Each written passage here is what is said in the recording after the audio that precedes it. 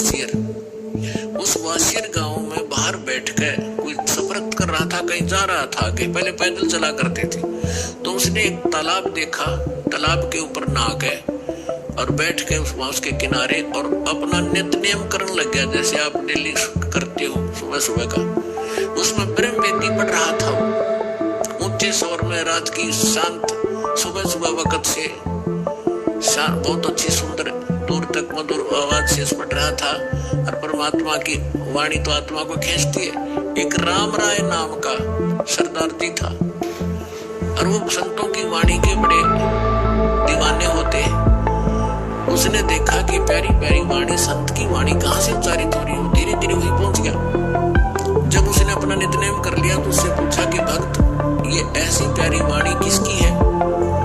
उस भक्त ने बताया कि मेरे पूज्य गुरुदेव जी श्री संत गरीबदास महाराज जी की है। तो संत उसने राम राय जी ने पूछा सरदार जी ने कि भाई ये संत अब चोले में है या चोला छोड़ के शरीर छोड़ के। भक्त ने बताया जी विद्वान है और गांव छुटाड़ी में ऐसे ऐसे गरीबदास महाराज के नाम से छोटा सा गांव है, किसी ने पूछ लेना। उसे लेकर एड्रेस कहाँ से जाना होता चल पड़ा। अब उसने गरीबदास महाराज सुना था, उसने सोचा महाराज की परिभाषा वो जैसा मानते हम, इस जटा हो, लटा हो, बड़े बड़े कानों मुद्रा हो, चमटा हो, लाल पीले कपड़े हो, इस तरह सोच कर चल पड़ा। अब सुबह सुबह गांव छुटानी पहुंच गया। गरीबदास जी अपने खेतों में गए हुए थे, पशुओं का चारा ले आते थे, घूमने भी जाते थे। और उधर से दिन के समय आसपास के जो उनके शिष्य थे, 2-4 गांव से वो आ जाते थे। 10-5 भक्त वहां भी बैठ जाते थे, उनका इंतजार करते थे।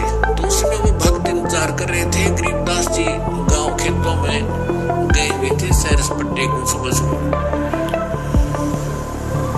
और गरीबदास जी के एक से ऐसा था, वो आ जाते तो घंटे आध घंटे में आ जाने, तो शाम तक भी ना आते। कई बार ऐसे मस्त अपने बैठ जाते खेतों में, भजन करते रहते या अपने खेतों में काम करने लग जाते थे। जो ही वो राम राय वहां पहुंचा, राम राय का एक उर्फ नाम था झुमकरा। गांव में जैसे ऐसे मनचलाहा व्यक्ति था, लेकिन था श्रद्धालु, इसलिए उसको झुमकरा कहने लगे। झुमकरा यानी जो छोटी छोटी बातों पर कभी किसी पर मस्त हो जा, कभी किसी पर झूम जा, यानी डगमग सा व्यक्ति था, इसलिए उसको झुमकरा भी कहते थे। वास्तविक नाम था राम राय। उसने पूछा गांव में कि गरीबदास महाराज का कहाँ है डेरा। एक व्यक्ति ने बता दिया, सामने चले जाओ, वो मकान है उनका पक्का। तो वहां पहुंचा, वहां 5-4 भक्त बैठे थे। उनसे पूछा, भाई महाराज गरीबदास जी से मिलना है। उन्होंने कहा कि आ जाओ भक्त, बैठ जाओ सरदार जी। महाराज जी घूमने गए हैं सैर सपाटे को। तो उसने पूछा, भाई कितनी देर में आएंगे। बाकी ये तो कह नहीं सकते, उनकी मर्जी है, आओ तभी आ जाना, तो फिर और देर भी कर सकते। उसने सोचा मैं 250, 300, 400 किलोमीटर आ गया हूँ और संत के दर्शन करके भोजन पाऊंगा। उसने पूछा कि महाराज जी किधर गए, मैं वही दर्शन करूंगा, पीछे मैं बात करूंगा।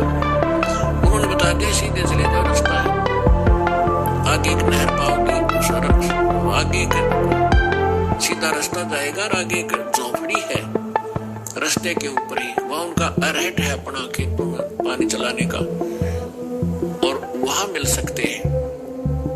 वो चल पड़ा उसी रास्ते। आगे से गरीबदास जी पशुओं का चारा सिर पर रखकर, किसान थे, धोती कुर्ता जैसा पहनावा का था, आ रहे थे। तो उसी ने पूछा, राम राय ने पूछा गरीबदास जी को, किसान समझ गए कि एक किसान, मैंने गरीबदास महाराज जी से मिलना है, उनके खेत कहाँ हैं। अब वो तो गरीबदास जी तो अंतर्यामी थे, जान गए कि भगत के मन में साधु संत महाराज की कैसी आइडेंटिटी बना रहा है ये। और यदि मैं अब नो कह दूंगा कि मैं हूँ गरीबदास, तो ये यहीं से वापस हो लेगा, ये घर भी नहीं चलेगा। इसलिए गरीबदास ने कहा कि आ जाओ भक्त, मेरे साथ आ जाओ, मैं आपको गरीबदास से मिलाऊंगा। तो उसने कहा कि वो इधर खेतों में गए, बताओ हक नहीं, आ जा मेरे साथ। वो आ गया वापस। जो ही गरीबदास जी सिर पे चारा लिए हुए थे, पशुओं का जवार का पूरा बरोटा मंडल, तो वहां बैठे भगत पहले दंडोत प्रणाम किया गरीबदास जी को, जो उनके शिष्य बाहर के गांव से आए थे। गांव वाले नहीं थे उनसे उनके इतने, ये कुदरती हुआ कर दीवे तला अंधेरा होता ही है, दीवे के नीचे अंधेरा ही रहा करता था। तो राम राय ने सोचा कि ये कोई चौधरी साहब होगा और ये इसके नौकर ना करे। तब उसने पूछा भक्तों से, राम राय ने, कौन है ये? तो कहने लगे यही तो है गरीबदास जी महाराज।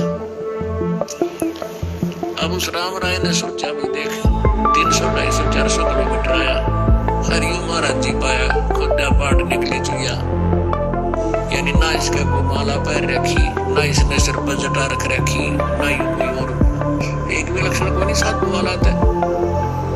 लेकिन वो पहुंच गया था ठिकाने।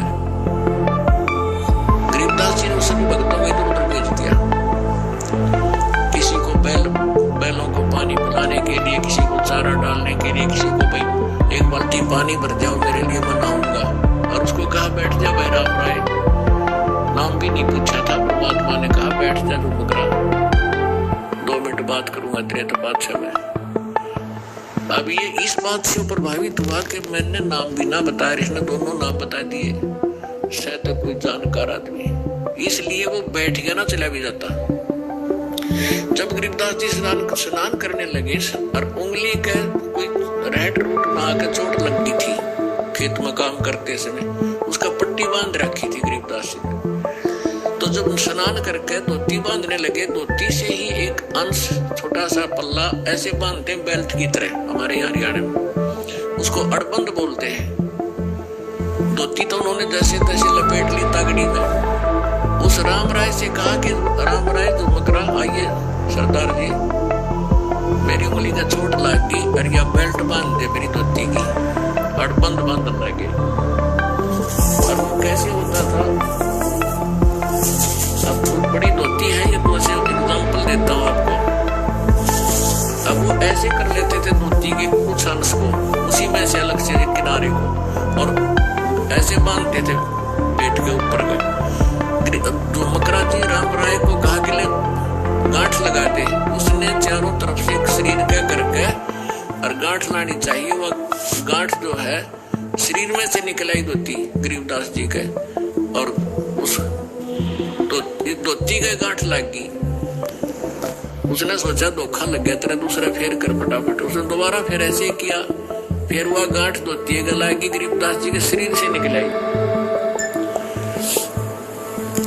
अब तीसरी बार जब वो कोशिश करने लगा, जब क्योंकि वो गरीब वो राम राय था, वो श्री कृष्ण विष्णु जी का पुजारी था। अब उसने गरीबदास जी ने कहा, राम राय यानी जो मकरा, मैं तो तेरे जैसा ही किसान हूं। क्योंकि राम राय जो था वो भी 900 बीघे का मालिक था, किसान था। 900 बीघा, पहले बीघा बहुत बड़ा होता था, यानी आज तो 5 बीघे का 1 एकड़ बनता है, और उस समय 4 बीघे का ही 1 एकड़ होता था, न 2.5 बीघे से 3.25 बीघे का 1 बीघा, आज के 3.25 बीघा और उस समय का 1 बीघा, यानी 1.5 बीघा का किला बन जाता, ये समझो। 900 बीघा का मालिक था कौन? राम राय सरदार जी। और गरीबदास जी थे 1350 एकड़, तो 1350 बीघा जमीन के किसान थे, यानी 2500 बीघा के मालिक थे। 2500 बीघा, बड़े बीघा जो बोले जाते थे, यानी 1350 के लगभग किले बनते हैं। इतने बड़े किसान थे गरीबदास जी, और वो 900 बीघा का जमींदार था। तो उसने ये आइडिया लगा रखा था, ये सुना हुआ भक्तों से 2-4 मिनट बात हुई जब गरीबदास जी नहा रहे थे, और फिर वो चले गए। गरीबदास जी ने भेज दिया, जाओ तुम फलाना काम कर लो, कि बहुत बड़े किसान है, 2500 बीघा जमीन है इनका, और बड़े पहुंचे हुए महात्मा भी है। तो राम राय ये सोच रहा था कि मेरा कैसा किसान है, ये इसके नौकर ना करोगे और यहाँ पर, और ये इसके गुणगान गा रहे हैं। तो उसने जब गरीबदास जी ने कहा कि राम राय मैं तेरे जैसा व्यक्ति हूँ,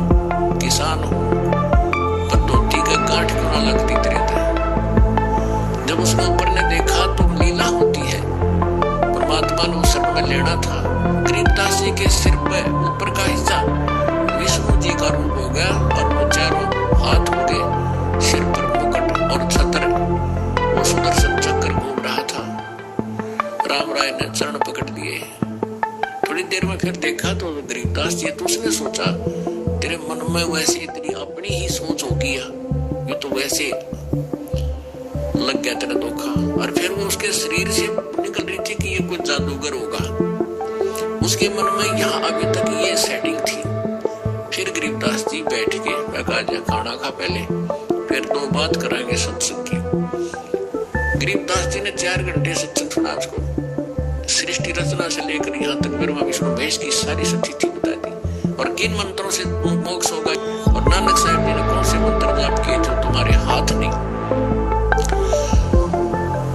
तो तब उसने राम राय ने कहा था कि हे भगवान, ये ज्ञान ओए होए आज तक किसी ने नहीं बताया।